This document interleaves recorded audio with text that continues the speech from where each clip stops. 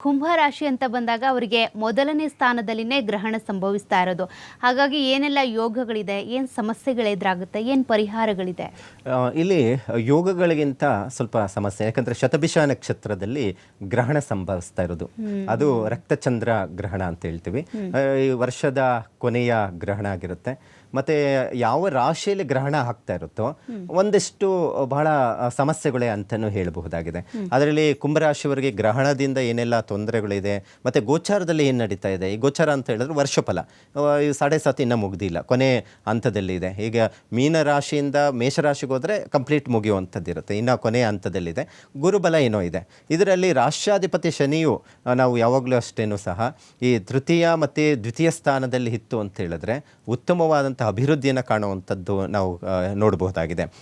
ಅಧಿಪತಿ ರಾಷ್ಟ್ರಾಧಿಪತಿ ಏನಾದರೂ ಬಲಹೀನನಾಗಿದ್ರೂ ತೊಂದರೆಗಳು ಬರುವಂಥದ್ದಿರುತ್ತೆ.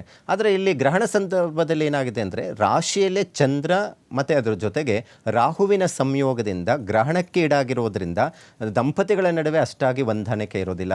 ನೋಡಿ, ಚಿಕ್ಕ ಪುಟ್ಟ ವಿಚಾರದಲ್ಲಿ ಪ್ರತಿನಿತ್ಯ ಜಗಳ ಆಡ್ತಾ ಇರ್ತಾರೆ. ಬಿಟ್ಟೋಗ್ಬಿಡ್ತೀನಿ, ಕೋರ್ಟು ಕಚೇರಿವರೆಗೂ ಹೋಗಿರುವಂಥ ಘಟನೆಗಳು ನಾವು ನೋಡ್ತಾ ಇದ್ದೀವಿ. ಆದರೆ ಗ್ರಹಣದ ಸಂದರ್ಭದಲ್ಲಿ ಸುಮ್ಮನೆ ಬೇಡವಾದಂಥ ಜಗಳಗಳು ಭಾಳ ಮನೆಗಳು ನಾವು ನೋಡ್ತಾ ಇದ್ದೀವಿ. ಅಮಾವಾಸ್ಯೆ ಹುಣ್ಣಿಮೆ ಬಂತು ಅಂದರೆ ವಿಪರೀತವಾದಂಥ ಜಗಳಗಳು ಆಗ್ತಾ ಇರುತ್ತೆ. ಅಂತಹದ್ದೇನಾದರೂ ಅಮಾವಾಸ್ಯೆ ಅಥವಾ ಹುಣ್ಣಿಮೆ ಆಗ್ತಾ ಇದೆ ಅಂತ ಹೇಳಿದ್ರೆ ನೋಡಿ, ಈಗೇನು 7ನೇ ತಾರೀಕು ಈ ಹುಣ್ಣಿಮೆ ಇದೆ, ಈ ಗ್ರಹಣ ಬರ್ತಾ ಇರೋದು ಸರಿ ಇಲ್ಲ. ಸುಮ್ಮನೆ ಮಾನಸಿಕ ನೆಮ್ಮದಿ ಕಳ್ಕೊಂಡು ಪ್ರಾಣ ಹಾನಿಯನ್ನು ಮಾಡ್ಕೊಳ್ಳುವಂಥದ್ದಾಗಿರುತ್ತೆ. ಯಾಕಂದರೆ ಎಷ್ಟೋ ಜನ ಮಾಧ್ಯಮಗಳಲ್ಲಿ ನಾವು ನೋಡ್ತಾ ಇದ್ವಿ. ನೋಡಿ, ಗಂಡ ಹೆಂಡತಿ ಇಬ್ಬರು ಜಗಳ ಮಾಡ್ಕೊಂಬಿಟ್ರು, ಹೆಂಡ್ತಿನ ಏನು ಹಾಕ್ಕೊಂಬಿಟ್ರು ಅಥವಾ ವಿಷ ತೊಗೊಂಬಿಟ್ರು, ಎಲ್ಲೋ ತೊಂದರೆ ಮಾಡಿಕೊಂಡ್ರು. ಯಾಕೆ ಈ ಥರ ಆಗ್ತಾಯಿದೆ ಅಂದರೆ ಈ ಥರ ಗ್ರಹಣದ ಸಂದರ್ಭದಲ್ಲಿ ಯಾವಾಗಲೂ ಅಷ್ಟೇ ರಾಶಿಯಲ್ಲಿದ್ದಾಗ ಅಥವಾ ಲಗ್ನ ಅಂತ ನಾವು ನೋಡಿದಾಗ ಅವರ ಭಾವನೆಗಳು, ಅವರ ವ್ಯಕ್ತಿತ್ವಗಳನ್ನು ಲೆಕ್ಕಾಚಾರವನ್ನು ಮಾಡುವಂಥದ್ದಿರುತ್ತೆ.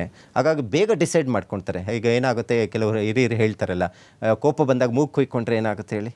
ಸೊ ಆ ಥರ ತೊಂದರೆ ಆಗುವಂಥದ್ದಿರುತ್ತೆ. ಅಯ್ಯೋ, ನಾನು ಮಾಡಬಾರ್ದಾಗಿತ್ತು, ಹಂಗೆ ಮಾಡ್ಕೊಂಬಿಟ್ಟೆ ಅವತ್ತು ಅಂತ ನೀವು ಇರೋವರೆಗೂ ವ್ಯತ್ಯಪಡುವಂಥ ಪರಿಸ್ಥಿತಿ ಆಗುತ್ತೆ.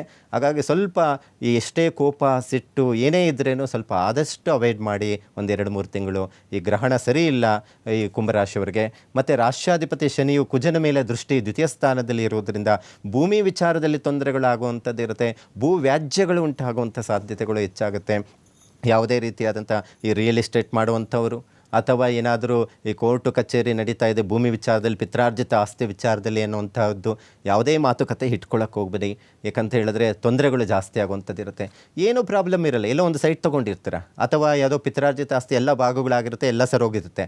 ಇನ್ಯಾರೋ ಬಂದು ಕೇಸ್ ಹಾಕ್ಬಿಡೋದು, ನನಗೂ ಆಸ್ತಿ ಬರಬೇಕು, ನನಗೆ ಯಾರೋ ದಾನಪತ್ರ ಕೊಟ್ಟಿದ್ರು ಅಥವಾ ನನಗೇನೋ ಬರ್ಕೊಟ್ಟಿದ್ರು, ದುಡ್ಡು ತೊಗೊಂಡಿದ್ರು, ಅದಕ್ಕೆ ನಾನು ಬರ್ಸಿದ್ದೆ ಅಂತ ಹೇಳ್ಬಿಟ್ಟು ದಿಢೀರಂತ ಕೇಸ್ ಬಿದ್ದುಬಿಡೋದು. ಈ ಥರ ಪ್ರಾಬ್ಲಮ್ ಆಗುವಂಥ ಸೃಷ್ಟಿ ಆಗುವಂಥದ್ದಿರುತ್ತೆ. ಅದರಿಂದ ಜಗಳ ಆಗುವಂಥದ್ದು ಇರುತ್ತೆ, ಅದರಿಂದ ತೊಂದರೆಗಳಾಗುವಂಥ ಸಾಧ್ಯತೆ ಇರುತ್ತೆ ಈ ಗ್ರಹಣದಿಂದ.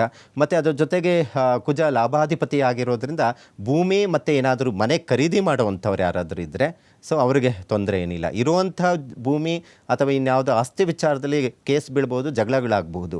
ಆದರೆ ಮನೆ ಖರೀದಿ ಮಾಡೋದಕ್ಕೆ ಗುರುಬಲ ಇರೋದರಿಂದ ಒಂದು ಗ್ರಹಣ ಆದ 1 ತಿಂಗಳ ನಂತರ ಅಭಿವೃದ್ಧಿ ಚೆನ್ನಾಗಿರುತ್ತೆ ಅನ್ನುವಂಥದ್ದನ್ನು ಹೇಳಬಹುದು. 6ನೇ ಮನೆಯಲ್ಲಿ ಗುರು ಇರೋದರಿಂದ ಮತ್ತು 12ನೇ ಮನೆಗೆ ದೃಷ್ಟಿ ಇರೋದರಿಂದ ಖರ್ಚುಗಳು ಜಾಸ್ತಿ ಆಗುತ್ತೆ.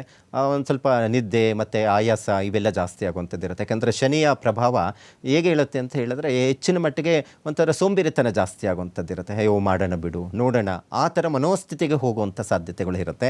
ಮತ್ತು ರಾಷ್ಟ್ರಾಧಿಪತಿಯ ಮೇಲೆ ಗುರುವಿನ ದೃಷ್ಟಿ ಇರೋದರಿಂದ ಮಕ್ಕಳ ವಿಚಾರದಲ್ಲಿ ಅಭಿವೃದ್ಧಿ ಮತ್ತು ಹಣಕಾಸಿನ ವಿಚಾರದಲ್ಲಿಯೂ ಉತ್ತಮವಾದಂಥ ಫಲ ಲಭ್ಯ ಆಗುವಂಥದ್ದಿರುತ್ತೆ.